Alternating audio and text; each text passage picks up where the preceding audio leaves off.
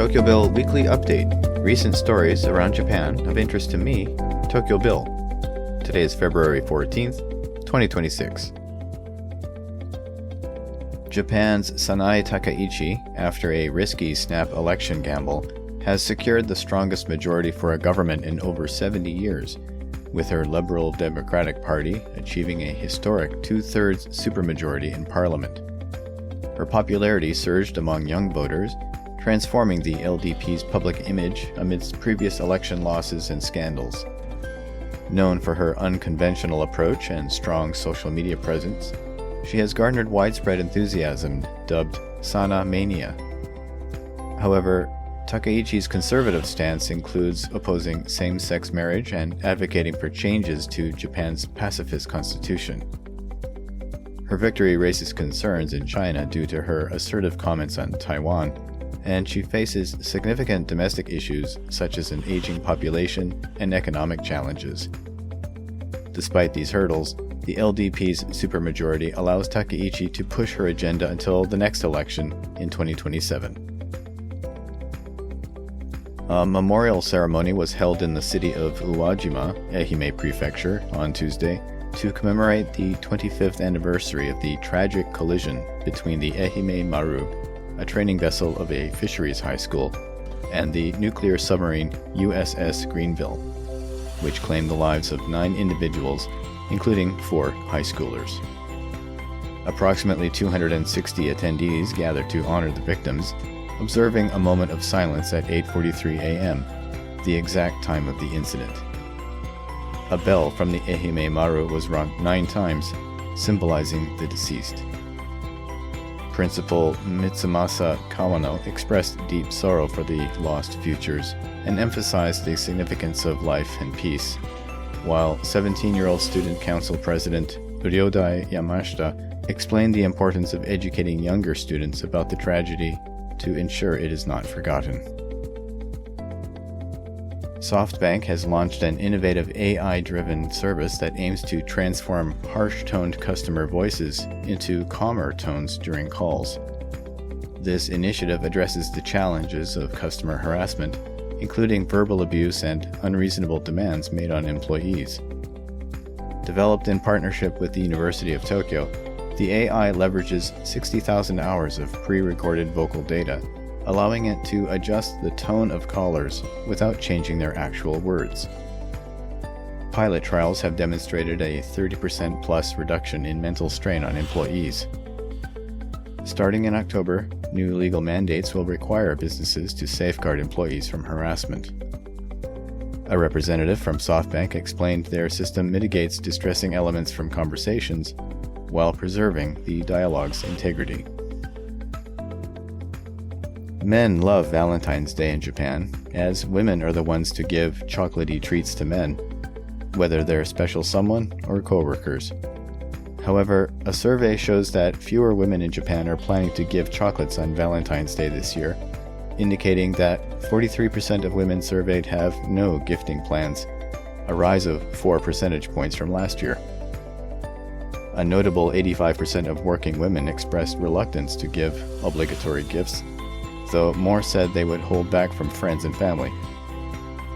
While average spending on chocolate increased by 8% to 4,943 yen, interest in purchasing quality products declined, suggesting inflation has impacted luxury buying. Increasing cacao prices and a weaker yen are suspected of contributing to the lack of gift-giving spirit. A 41-year-old Chinese man was arrested in Tokyo on Monday for crashing his Lamborghini into a police car on Sunday morning, injuring 2 officers. The incident occurred on the Tsukiji-Ohashi Bridge in Chuo Ward while the police car was stationary, processing another accident. Following the collision, the suspect fled the scene on foot. He later claimed he left to go to the hospital because of his own injury. The injured officers, aged in their 40s and 50s, suffered severe injuries including broken neck and chest bones. The man faces charges under the law on dangerous driving causing death or injury and the road traffic law for hit and run. He is suspected of exceeding the speed limit while under the influence of alcohol. Japanese companies are focusing on recruiting young talent from abroad, especially Southeast Asia, to strengthen their workforce in artificial intelligence and robotics. At the recent ASEAN Career Fair in Singapore, where over 600 attendees participated, 13 Japanese companies presented job opportunities. They encourage applicants from varied backgrounds, irrespective of Japanese language skills, as long as they demonstrate a genuine interest in Japan and the company's goals. The event saw participation from students from schools across Asia, eager to understand the innovations of Japanese firms. However, challenges persist for these Japanese companies as they compete with strong recruitment campaigns from neighboring countries like China and South Korea for the same skilled talent. Let's take a short pause.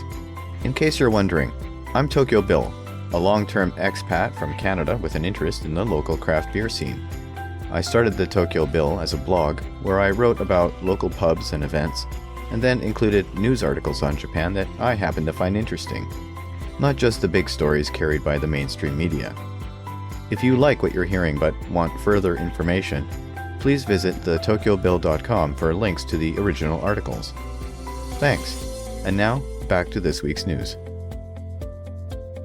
In this largely digital age, a plain white paperback titled My Book, published by Shinshosha, has gained unexpected popularity, with the 2026 edition surpassing 185,000 copies sold.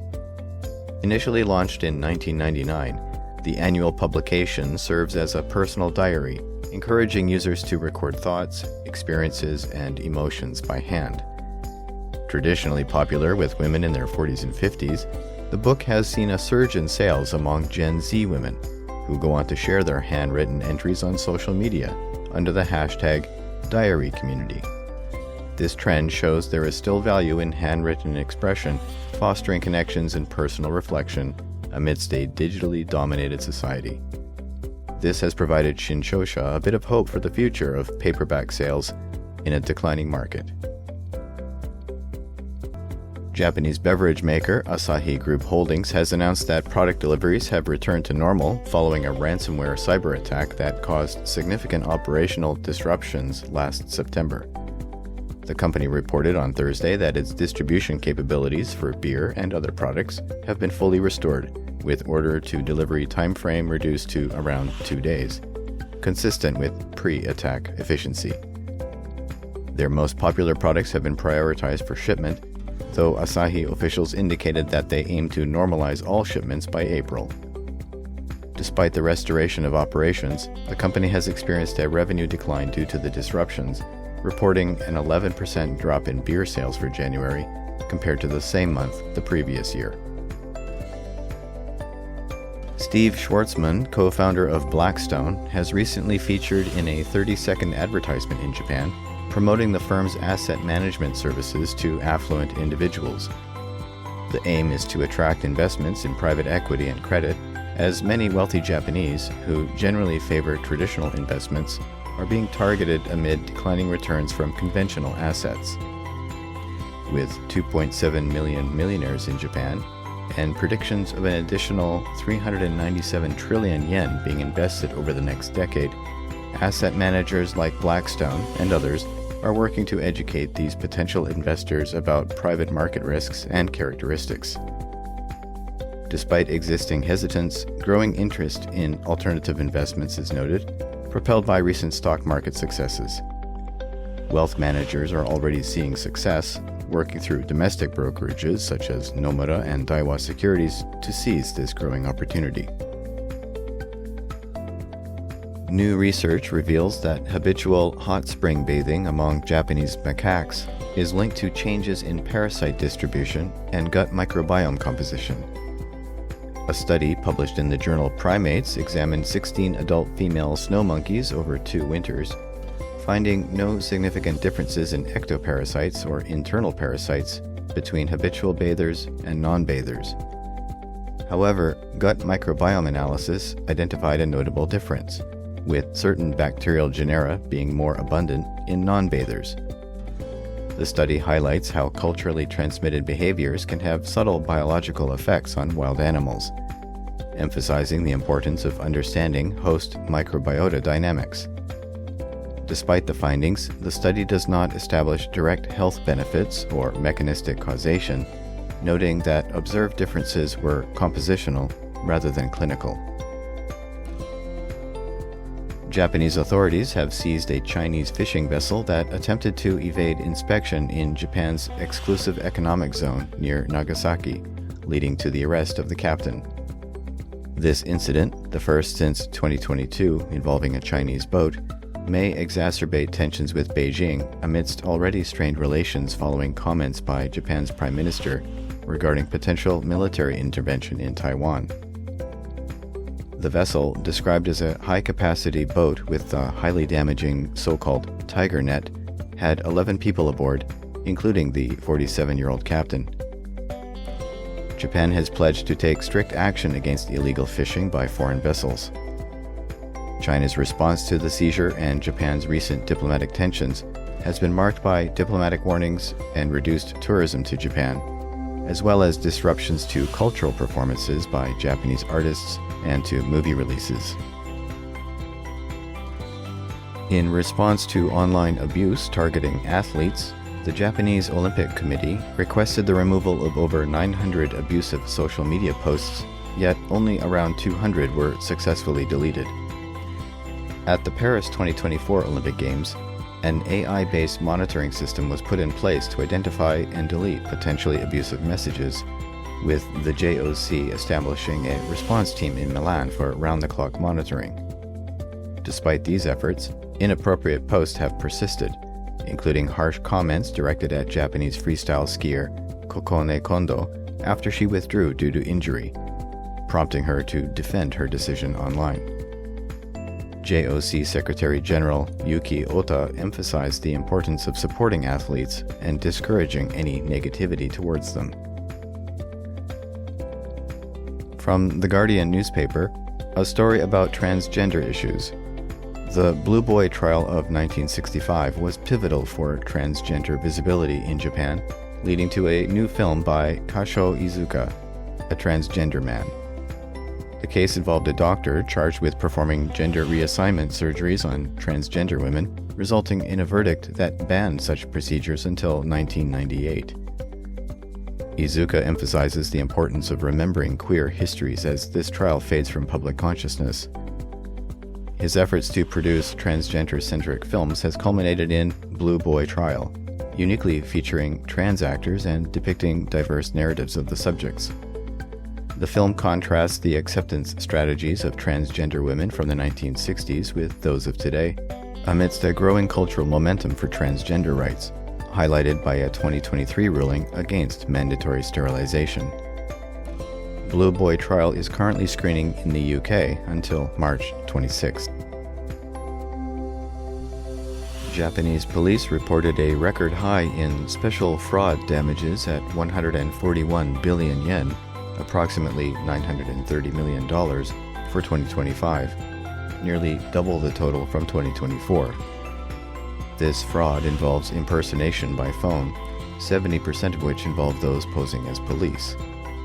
Victims, primarily aged 20 to 40, constitute half of cases, with substantial losses reported for older individuals.